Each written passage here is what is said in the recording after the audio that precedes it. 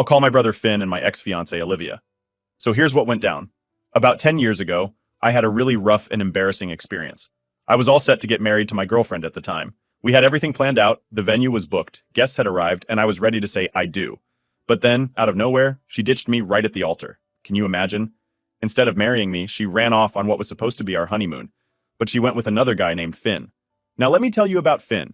He was someone she had a crush on since high school, but back then, he didn't really notice her that way. She left me a note explaining all this, saying she used me because being with me helped her stay close to Finn. That's pretty harsh, right? In her note, she did say that at one point she really did love me, but things changed for her after she and Finn ended up spending a night together, and they had a bit too much to drink. After that night, she believed that she and Finn were truly meant for each other, like soulmates. This whole thing knocked me down pretty hard. For about a year, I was a total mess. It was really hard to move on because I kept remembering that day, the image of her mom crying as she handed me the note, and the shocked and pitying looks from everyone who came to our wedding. Those memories just kept pulling me back every time I thought I was getting better. But, time has a way of healing wounds. Gradually, I began to heal and put that day behind me. I decided that I wanted nothing to do with Finn, and I cut off all communication with him and her. I haven't spoken to either of them for 10 years now. In the beginning, my family didn't tell me that they were still in touch with Finn, but after a couple of years, they finally told me everything. They sat me down one day and explained that she was pregnant and Finn was going to marry her. They said I really needed to try to get over what had happened because they planned to go to Finn's wedding and other events like the baby shower. That was a tough pill to swallow. I felt kind of betrayed that they handled it that way, not really considering how I'd feel about it all.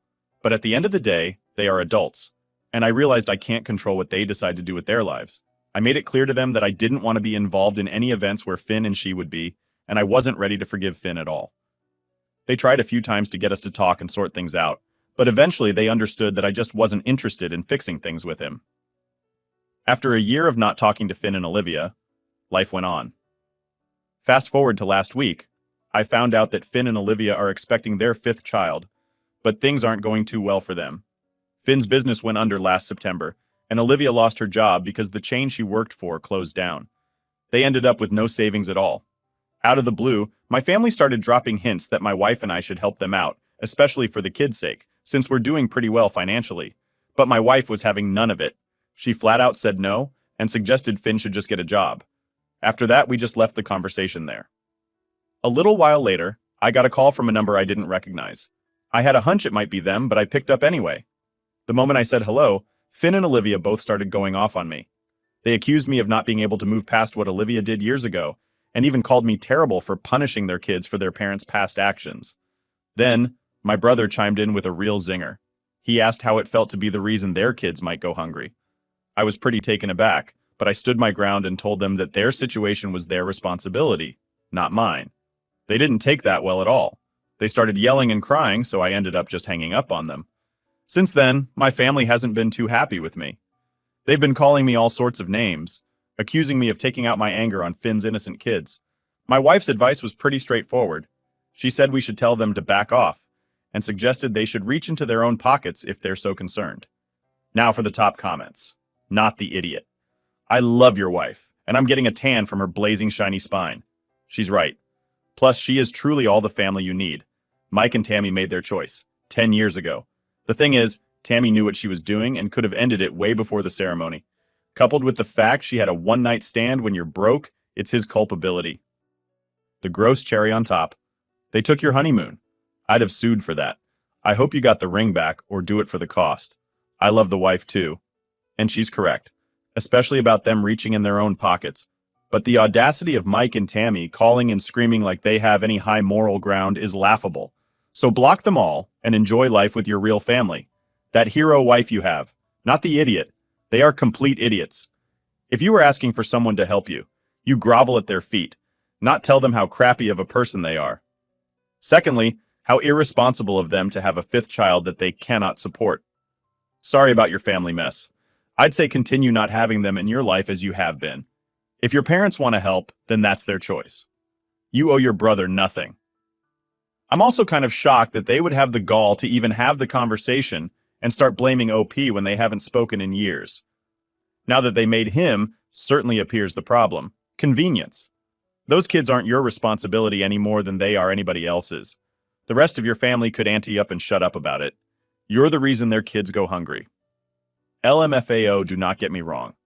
I wouldn't say I like seeing anyone go hungry and trust I had to have help once or 100 times. So my kids were little and no, there wasn't a global issue. But they seemed to be sitting back waiting for you and your wife to save the day and not making any advances to change their circumstances. She humiliated you, and he let her, and now they need you. Please. But let's say you help them just this once.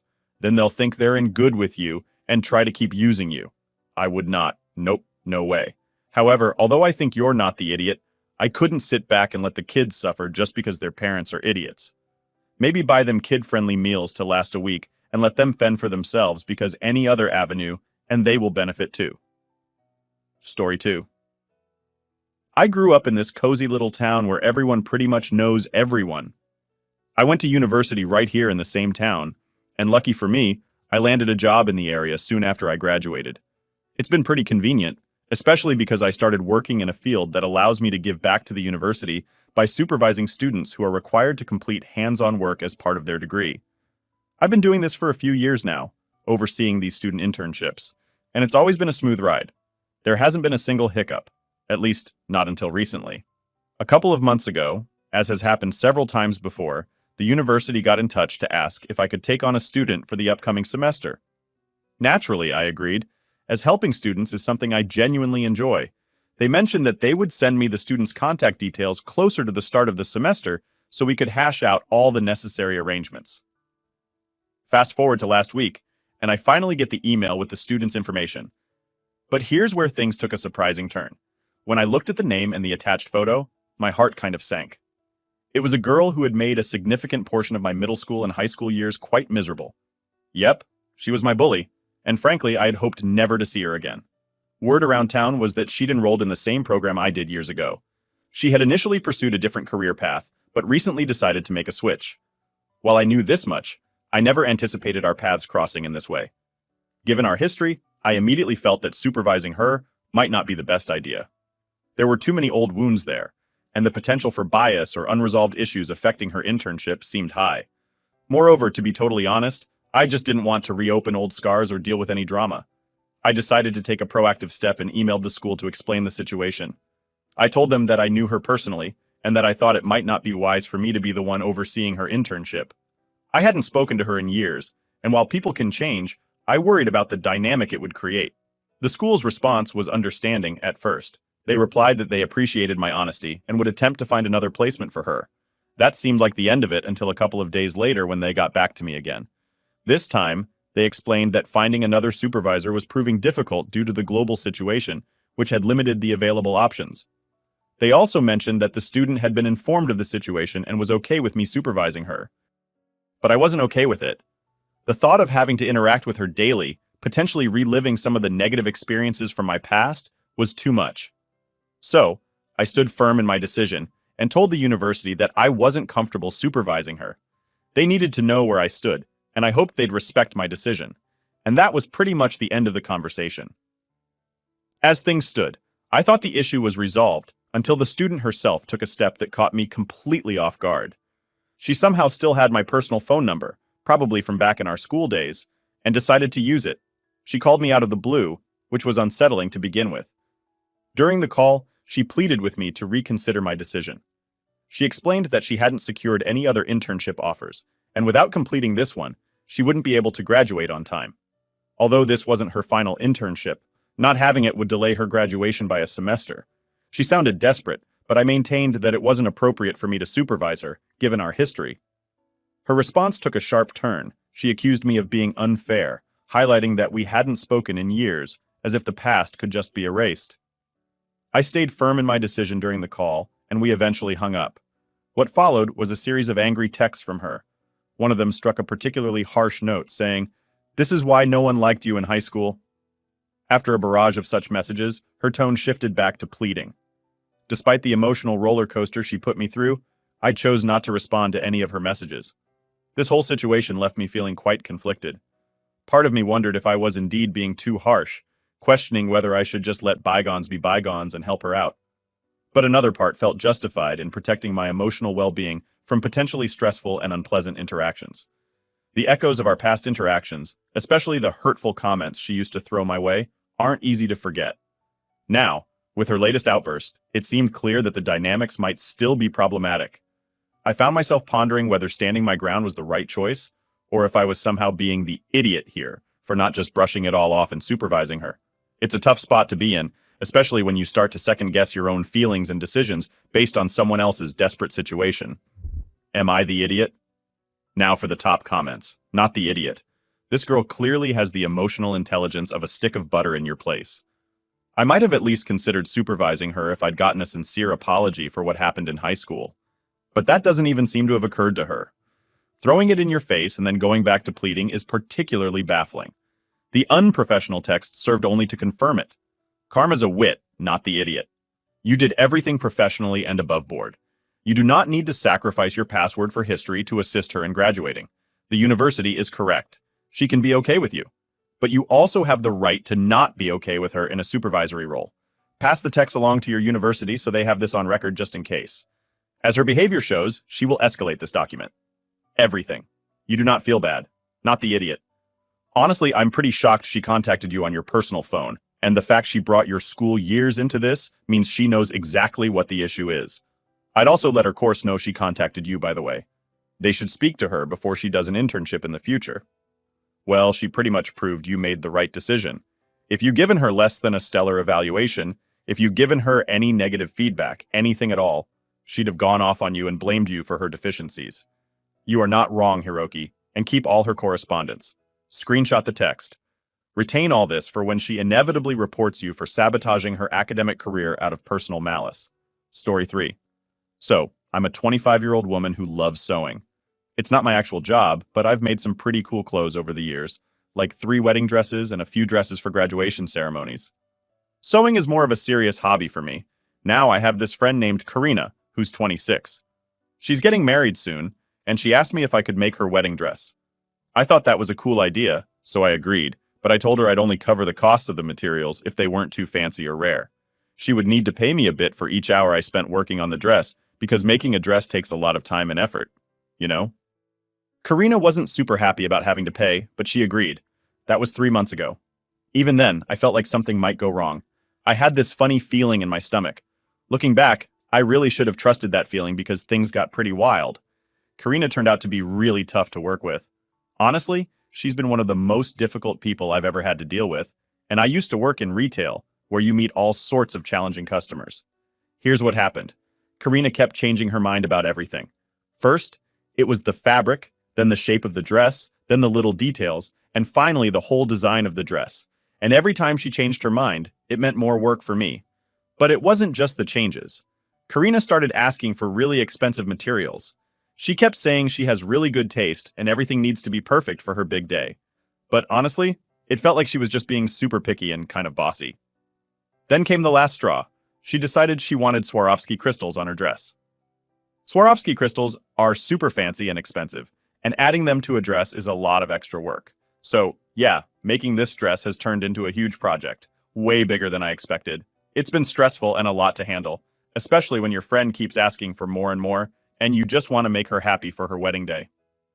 But it's tough when it feels like she doesn't understand all the effort that goes into making a dress just right. So, after Karina asked for the whole dress to be covered in Swarovski crystals, I was really shocked. Those crystals are super expensive, and I definitely wasn't going to pay for all of that. When she told me this over text, I just laughed because it sounded so outrageous. I texted her back firmly, telling her there was no way I could cover the cost of those crystals. That's when I decided that enough was enough. I sent her a message that I think was pretty fair, considering everything. I said something like, "Karina, I value our friendship, but it's been really hard to work with you on this dress. Your requests are too much, and it feels like you're using me. So, I'm going to have to stop working on your dress now. I'll send you a bill for the work I've already done, and once you pay, you can pick up the dress." Karina didn't take that well. She texted back saying she shouldn't have to pay anything because I was the one backing out of our deal. I stood my ground, though, and told her no payment meant no dress. It turns out her wedding is only a month away, and she's been panicking, posting on social media about looking for secondhand dresses or rental options. This makes me think she really was hoping I'd just give her the dress for free from the start. Now, I feel pretty bad about how everything turned out. Everyone I've talked to thinks I made a silly move, but also that Karina kind of brought it on herself with her demands. I'm torn. Part of me wants to just finish the dress in a simpler way and give it to her as a gift, but I'm not sure what to do. It's a tricky situation because I want to be kind, but I also don't want to feel pushed around. It's tough when friendships and big projects like a wedding dress mix together. Things can get really complicated. Now for the top comments. She wanted us for a Roski, crystal-encrusted dress. Sweet baby Jesus. I used to use them a bit and beating only a bit because they are pretty stupidly expensive. I don't even want to think about how much it would cost to buy enough of them to cover an entire wedding dress. Not to mention the work involved in sewing them all on. You are not the idiot. She can go to the store and buy a dress in a month. So don't put yourself out anymore for this person. Not the idiot Bridezilla never intended to pay you a dime. Lesson for you. You didn't limit material cost. Not too expensive is extremely subjective. Do not back down on no money, no dress. I would go ahead and finish it and put a fair price tag on it. Then if she wants it, she can pay for it. If not, sell it cheap online so another bride can take it and have it fitted and altered as needed for herself, not the idiot. Listen, if she does need that dress, she'll pay for it. If she doesn't, it means she knows she can't afford it and was all too happy to put it on your tab. This is like offering to buy your friends lunch, so they purposefully order the lobster tail and their most expensive bottle of wine. Screw these people. Story 4. I remember it like it was yesterday. I was just a kid coming home from school, expecting everything to be normal, but it wasn't. My dad, who had been a big part of my life up until then, had left. Just like that, no goodbye, no explanation, nothing. I was left all alone, feeling abandoned and confused. Luckily, my grandma, who was actually my dad's mom, stepped in. She took care of me and helped fill that empty space my dad left. Fast forward to a few weeks ago, my grandma passed away. It was a sad time, and at her funeral I saw my dad for the first time in 14 years. It was awkward and uncomfortable seeing him after all these years, especially under such sad circumstances. After the funeral, we all gathered to hear what was in my grandma's will. Turns out she left me her property, her house, some land, and a few other things. I was touched that she thought of me, but this really upset my dad. He couldn't believe it. He started arguing right there that he deserved the property because she was his mother first. He said it was unfair that I got everything and he got nothing. Since then, my dad has been on a mission. He's been contacting me, trying to convince me to give him the property. He keeps saying that I should let him have it now, and he promises he'll leave it to me in his will when he passes away. I didn't agree to this because it didn't feel right. My grandma had made her wishes clear in her will, and if she had wanted him to have her property, she would have written it that way. But it's not just about the property. My dad started spreading rumors in our family. He told everyone that I had somehow tricked my grandma and stolen what rightly belonged to him. He painted a picture of me as someone who was punishing him for leaving us years ago. Because of this, other relatives started reaching out to me. They've been telling me that no matter what my dad did in the past, I should show respect and care towards him because he's still my father. They talk about filial piety, a belief that no matter what, children should honor their parents. They say that being kind to him, even if he wasn't kind to me, is what makes a good daughter. These conversations and the constant pressure are really tough to handle. Everyone seems to have an opinion about what I should do, and it feels like they're all siding with him without understanding the whole situation. I'm trying to hold on to what I believe is right, but it's getting harder every day with the mounting pressure and the feeling that maybe I'm the one in the wrong here. So that's everything that's been going on. It's a lot to deal with, and I'm still trying to sort through my feelings and decide the best way to handle everything. Am I the idiot? Now for the top comments. You are not the idiot. You owe your father nothing for walking out on you. Don't even engage with him. Block his number if you have to. If he attempts to confront you in person, walk away. Put all your relatives on blast and tell them that the matter has been decided, that you're keeping the house, and that you will block anyone who attempts to continue discussing the topic. A fire can't burn without oxygen, so starve this issue of all its fuel. Being good to my father, even if he isn't good to me, is what makes a good daughter. Why would you want to be a good daughter in these circumstances? It sounds like you hardly know him. Not the idiot. Stay strong. And by the way, this is not what stealing is. Unless you can steal from yourself, I'd be interested in knowing if, in addition to help keep in the house, they could report the abandonment to CPS and file 4 years of child support that are owed. Even if you had suggested that your grandmother disinherit your father for abandoning you, you would not be the idiot. Your grandmother left her house to you because she wanted you to have it. End of story. Your father must have had little contact with your grandmother in the past 14 years. If she raised you and you didn't see him again until the funeral, is to have to abandon his responsibility to you meant that she ended up taking over. There is zero chance of you inheriting the house when your father dies. If he doesn't sell it and squander the money, it'll be left to a love interest or beer buddy or something. Keep your house. The woman who parented you wanted you to have it. Story 5. So, I have twin kids who are young teenagers, and things have been a bit messy at home lately. My wife, well, soon to be ex-wife, and I are getting a divorce. Here's the scoop. I found out that she had been cheating on me with our gardener for quite a few years. It's a big deal because we had a deal when we got married, called a prenup, that said if one of us cheated, the other would get to keep our house, most of our money, and be the main person the kids live with. But here's the twist. I don't really have the kind of proof I'd need to show in court about her and the gardener. However, she also lost her job because she was caught sleeping with her boss, and I do have proof of that, which I can use in court. Now, our son has been asking questions like if his mom did something wrong and why we're splitting up. I've been trying to keep things simple and not badmouth their mom. I usually say things like, "Mom and Dad both love you a lot. We just can't get along as well as we used to, but we're going to do our best to make things okay for you guys." Despite this, I won't lie, I'm pretty upset. What she did was really wrong, but I keep reminding myself and the kids that she's still their mom. One day, my daughter told me that Mom said I was controlling and manipulative, and that's why we were splitting up. She thought I was stopping her mom from doing things she wanted to do. That's when I decided I needed to tell them a bit more about what was going on, like her cheating and how she was spending a lot of our money on fancy clothes like Gucci, even when we needed that money for important stuff like school fees and our bills. I explained that I wasn't trying to control her. I even admitted where I could have been a better husband, but the truth needed to be out there because the kids were getting the wrong idea. Now my ex is furious. She says I turned the kids against her, making them think badly of her. My son even confronted her about her cheating. She blamed me for ruining how the kids see her. I told her that it was the result of her own actions. So yeah, that's what's been going on. It's a lot to handle, especially trying to be honest with the kids while protecting them at the same time. Am I the idiot? Now for the top comments. Not the idiot. Your kids are old enough to understand the truth and the repercussions of said truth. They deserve to know the truth. It's not fair that she gets to smear you with lies, but you have to keep the truth secret. At least, though, as a child of divorce. Keep them out of the rest of it. They don't need to hear or know all the crap that's going to go on between you and the lawyers and your wife. Exactly. She told me I ruined their image of her. That's rich.